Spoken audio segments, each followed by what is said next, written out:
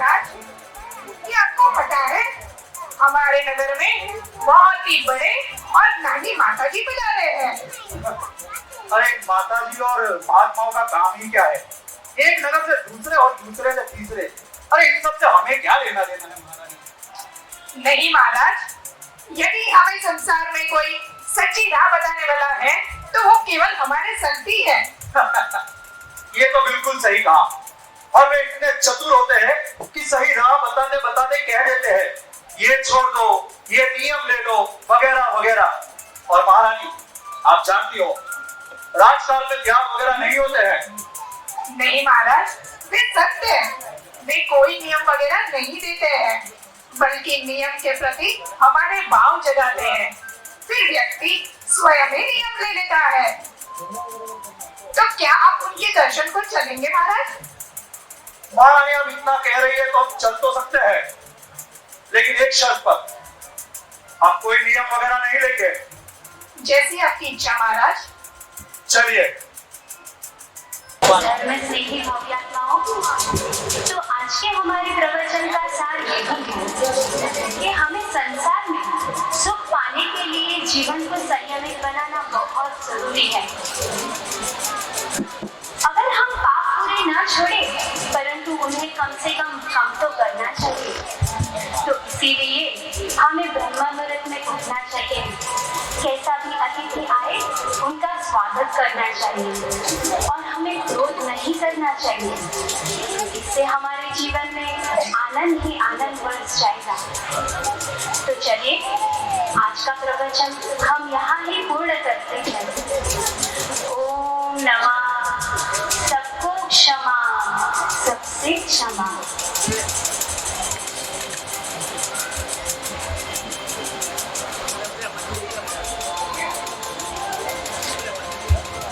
महाराज, देखा माता जी ने कितनी अनमोल बात कही है। ऐसी बातें और ज्ञान बाजार में खरीदने जाए तो सहस्त्र रत्न देने के बाद भी नहीं मिलेगी। महाराज, गुरु की सीख बड़ी अनमोल है। हाँ महारानी, आप तो बिल्कुल ठीक कह रही थी। माता जी ने तो हमारे अंदर नियम के प्रति हमारे भाव ही बदल दिए। और इसलिए हमने ये फैसला किया है कि हम आज ही माता जी से कुछ नियम जरूर लेंगे। चलिए महाराज।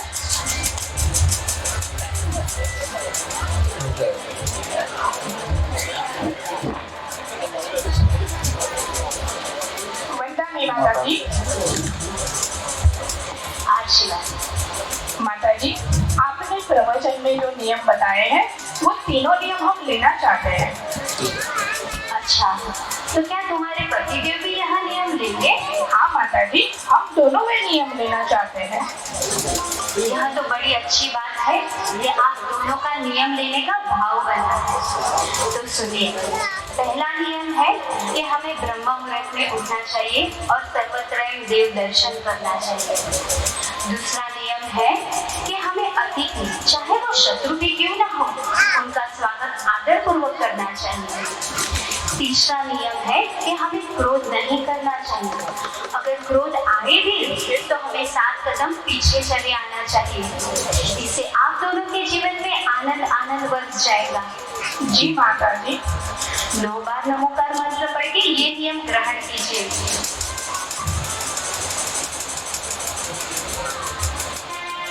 माता जी, हम दोनों धन्य हो गए। इस नियम का पालन हम पूरी निष्ठा और आस्था के साथ करेंगे। वंदना माता जी। आशीर्वाद। राजा, मैं तुम्हारी मृत्यु बोल रही हूँ। मैं 3 दिन बाद तुम्हारे घर आने वाली हूँ। सामने की पहाड़ी से नागिन को भेजूंगी, वह तुम्हें समाप्त कर देगी।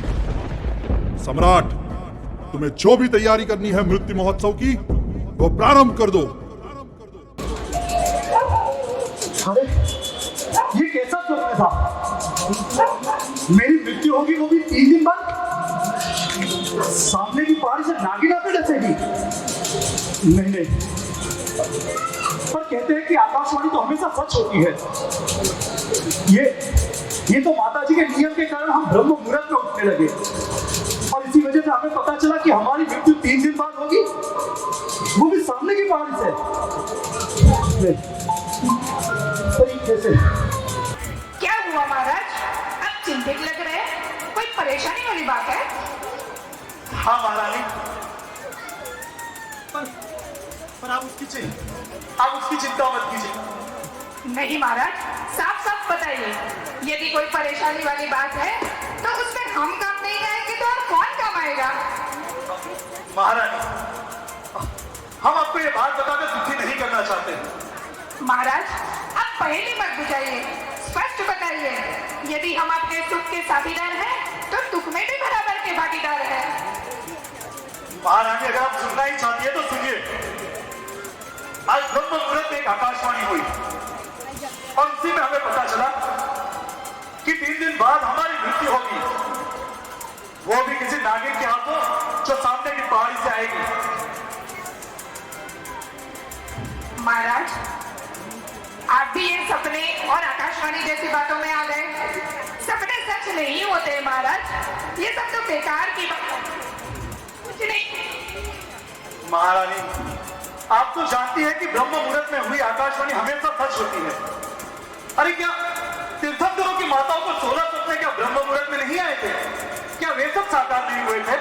हाँ महाराज, वे सब साकार हुए थे, पर आप चिंता मत करो। जब 3 दिन बाद सामने की नागिन आएगी तो उसके आने से पहले ही हम उसका अंत कर देंगे। अरे नहीं नहीं नहीं नहीं, वो हमारी मेहमान है, हमें तो उसका पूरा स्वागत करना चाहिए। अरे महाराज, अगर कोई मेहमान स्मशान की व्यवस्था करने आए, शैतान बन के आए, तो उसका क्या सम्मान करना?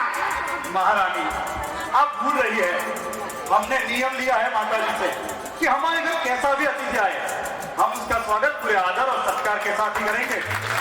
नहीं महाराज, नहीं, आपके बगैर हमारा क्या होगा? हमारा तो कोई पुत्र भी नहीं है जो आपके पास सिंहासन पे बैठ सके। मैं आपको कुछ नहीं होने दूंगी महाराज। महारानी, आप कैसी पागलों जैसी बातें कर रही हो? अरे मरना तो हमें आज भी है और कल भी, फिर इसलिए हम ये नियम क्यों तोड़े, अब बात क्यों करें? महाराज, हम प्रायश्चित ले लेंगे, पर आपके बगैर इस राज्य का संचालन कौन करेगा? पड़ोसी राज्य जब देखो तब आक्रमण करता रहता है। महारानी, आप उसकी चिंता बिल्कुल मत कीजिए। जब हमारी मृत्यु होगी तो उसके बाद भगवान सब अच्छा ही करेंगे। पर महाराज, तोड़ क्यों नहीं देते? महारानी, नियम के पालन से तो केवल इसी भाव में हमारी मृत्यु होगी, पर यदि अगर हमने नियम तोड़ लिया तो भाव में भटकना पड़ेगा, दर बदर की ठोकरें खानी पड़ेगी। और फिर ये नियम तो माता जी का दिया हुआ है, आप जानती है, वचन भंगी तो महाभंगी। महाराज, आप कुछ भी करिए, पर मैं उस नागिन को आप तक नहीं पहुंचने दूंगी। सुनिए बात, कैसे समझाऊं? ठीक है, अरे वो जैसा भी है वो हमारा अतिथि है, हम उसका आदर सत्कार के साथ। क्या बात है, कुछ चिंतित नजर आ रहे हैं? मंत्री जी, हमारे महल में एक अद्भुत मेहमान आने वाला है और हमें उनके स्वागत की तैयारियां करवानी है। महाराज, जब से आप माताजी से नियम लेकर आए हैं, तब से आप हर आने वाले अतिथि का इतना आदर सत्कार करते हैं कि अगर वो आपसे प्यार की भावना रखता हो फिर भी मैत्री कर चला जाता है। महाराज, मंत्री जी, आप तो जानते हैं हमारी भारतीय संस्कृति है अतिथि देवो भव की। हमारे यहाँ तो मेहमान को भी भगवान समान माना जाता है। हाँ महाराज, ये बात आपने सच्ची कही। अतिथि तो वही होता है जिसकी ना आने की कोई खबर होती है और ना ही कोई वजह। मंत्री जी, इस बार जो हमारे यहाँ मेहमान बनकर आ रहा है वो एक नागिन के रूप में। महाराज, नागिन और एक मेहमान, ये बात कुछ समझ में नहीं आ रही। महाराज, मंत्री जी, बात ही कुछ ऐसी है, आज ब्रह्म मुहूर्त में हमें एक आकाशवाणी हुई और उसी में हमें पता चला कि 3 दिन बाद हमारी मृत्यु होगी, वो भी सामने की पहाड़ी से नागिन आकर हमें डसेगी। और आप जानते हैं कि हमारे द्वार पर आया हुआ हर कोई हमारा मेहमान है। महाराज, आप ये कैसी बातें कर रहे हैं? शत्रु के तौर पर हमारा कोई मेहमान होता है? शत्रु तो शैतान का रूप होता है महाराज, और शत्रुओं का हम डटकर मुकाबला करते हैं। मंत्री जी, हमारा नियम है अतिथि सेवा का, इसीलिए प्राण जाए पर वचन ना जाए। महाराज, आप ये कैसी कैसी बातें कर रहे हैं? शत्रु कभी हमारे राज्य पर आक्रमण करेगा तो हम क्या उसके स्वागत की तैयारियां करेंगे? मंत्री जी, राज्य पर आक्रमण एक सामाजिक व्यवस्था है, लेकिन हम पर आक्रमण एक व्यक्तिगत व्यवस्था है। आप जाइए, जाइए और सैनिक को भेजिए, हमें अपने मेहमान के स्वागत की तैयारियां करवानी है। जैसी आपकी आज्ञा महाराज।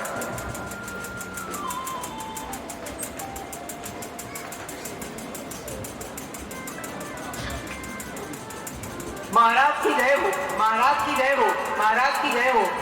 क्या हुक्म है महाराज? हमारे महल में जो भी अच्छे से अच्छा सपेरा हो उसे ढूंढ कर ले आइए, जो बहुत ही अच्छी बीट बजाता हो। हमें किसी अपने मेहमान के स्वागत में बहुत ही अच्छी बीट बजवानी है। जाइए। जो आज्ञा महाराज।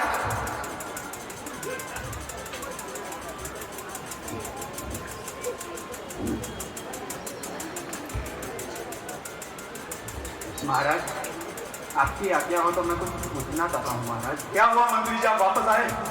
महाराज एक बार फिर से सोच लीजिए महाराज। एक शत्रुओं का मैंने आपको पहले ही कह दिया है, वो कैसा भी शत्रु हो लेकिन हमारा मेहमान है। जाइए और उनके स्वागत की तैयारियां करवाइए। जैसे आपकी इच्छा महाराज।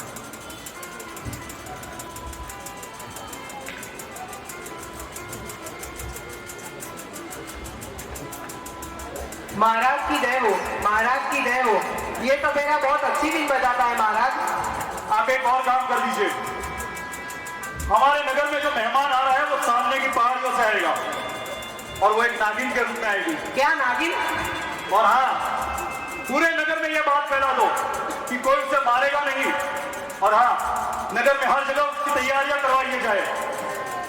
पहाड़ से लेकर महल तक जगह जगह पर दूध के कटोरे रख दिए जाए उनके स्वागत के लिए। जय आज्ञा महाराज। महाराज, हम उस इनको नचा नचा कर इतना मग्न कर देंगे कि बहुत ही याद रखेगी। और जब वो नाचने में मग्न हो जाएंगे तब उसे टोकरी में बंद करके आपके सामने पेश कर देंगे। ऐसी गुस्ताखी मत करना, वो हमारी मेहमान है और हमें अपने मेहमान का स्वागत करना है। जय आज्ञा महाराज। जाइए।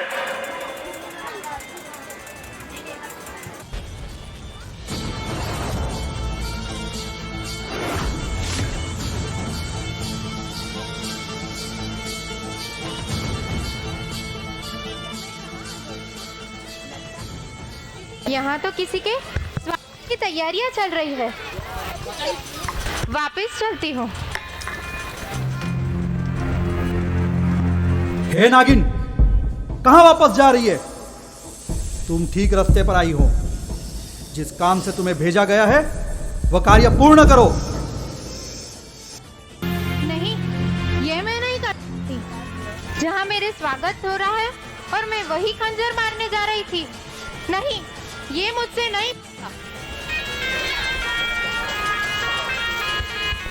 हे नागिन, यदि तुमने उस राजा को नहीं डसा तो तुम्हें मार दिया जाएगा, तुम्हारे बच्चों को जला दिया जाएगा।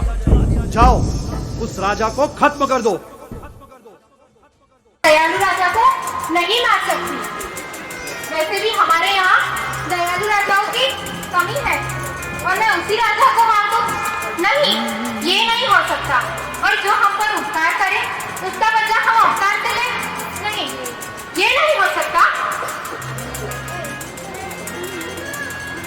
नागिन, तू भूल रही है कि तुमने वचन दिया था कि जो भी कार्य तुम्हें बताया जाएगा तुम उसे करोगी। और यदि तुम दिए हुए वचन को तोड़ती हो तो वचन भंगी सो महाभंगी की श्रेणी में आ जाओगी। इसीलिए आखिरी बार कह रहा हूं, जाओ जाओ और वचन को पूर्ण करो। कुछ भी हो जाए, मुझे अपने प्राण क्या भी क्यों न कर देने पड़े, मगर मैं ऐसे दयालु राजा को नहीं मार सकती।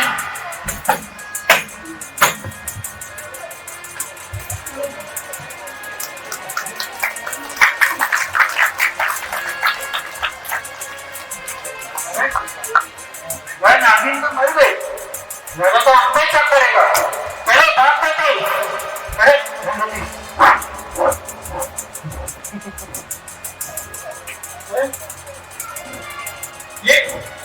ये नागिन किसे मर गई? इसने सपेरे तो नहीं मारा? नहीं, महारानी कह रही थी कि वो उसे हम तक पहुंचने नहीं देगी। कहीं इसमें महारानी का हाथ तो नहीं है? नहीं। सपेरे, किसने मारा इस नागिन को? महाराज, वही बड़ी विचित्र घटना घटी।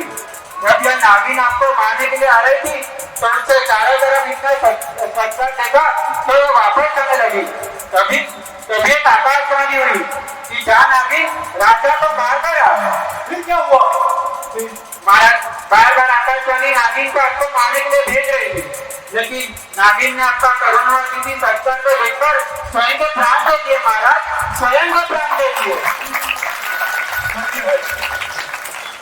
धन्य है वो माता जी जिनके नियम के कारण आज हमारी जान बच गई।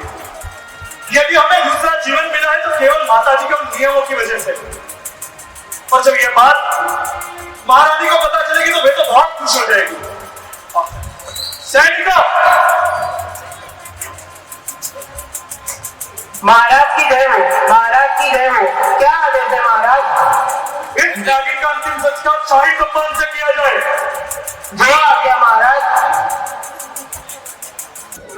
बेटी, तुम तो जानती हो कि सामने की पहाड़ी से नागिन महाराज को डसने के लिए आई है।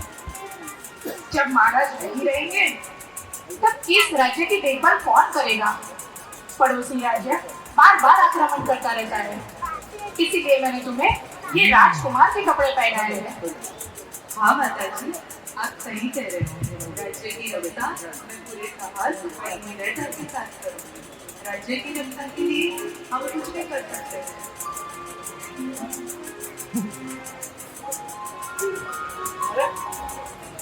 पिताजी, अरे महाराज आप, ये हमारी बेटी है महाराज। आज तो अनर्थ हो जाता। आज हमारी जान तो बच गई, पर साथ ही साथ इनकी और आपकी भी महारानी। नागिनों ने मारना तो आई थी, लेकिन उसने हमारा अतिथि सत्कार और करुणा सत्कार को देखकर उसने स्वयं के प्राण दे दिए। और जब ये बात बताने के लिए हम आप तक आए तो हमने देखा कि आप किसी परपुरुष के साथ हो। तब हम क्रोधित होकर आपको भी मारने वाले थे। तभी माता जी के वो तीसरे नियम की याद आ गई। और तभी कुछ कदम पीछे चलते ही आपने बोला कि ये हमारी बेटी है। तब हमें लगा कि माता जी के दिए हुए सारे नियम बहुत मूल्यवान है। इसीलिए हमने फैसला किया है कि आज ही जाकर हम माता जी के दर्शन करेंगे। महाराज, हम भी आपके साथ चलेंगे। पिताजी, मैं भी माता जी के दर्शन करके अपना जीवन सफल बनाऊंगी। चलिए। देखा आपने, छोटे छोटे नियम का फल। छोटे से नियम एक दिन बड़े बड़े कार्य कर दिखाते हैं और कैसे जीवन में परिवर्तन ला देते हैं। हमें कोई भी नियम बड़ा या छोटा नहीं समझना चाहिए, तो हमारा जीवन भी एक दिन पवित्र और पावन बन सकता है। हम आपके सामने पेश करते हैं उन सभी कलाकारों को जिन्होंने आप तक इस कृति को पहुंचाया है। तो सबसे पहले हम आते हैं सपेरा जीमी मेहता, सैनिक भव्य दोषी,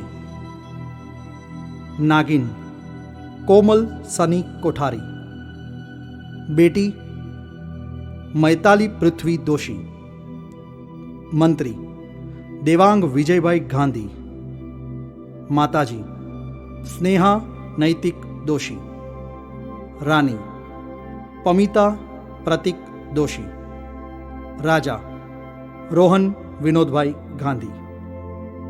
साथ ही साथ माताजी के प्रवचन खंड में बैठे उन सभी श्रोताओं का भी हम तहे दिल से शुक्रगुजार है और हम उन्हें भी आमंत्रित करते हैं अपने स्टेज पर।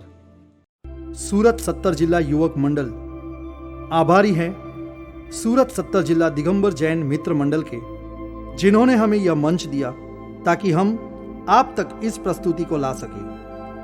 विशेष आभार साउंड्स अतुल भाई, recording studio D octave studio by Darshan Javeri, makeup Archa Somaiya. जय जिनेंद्र।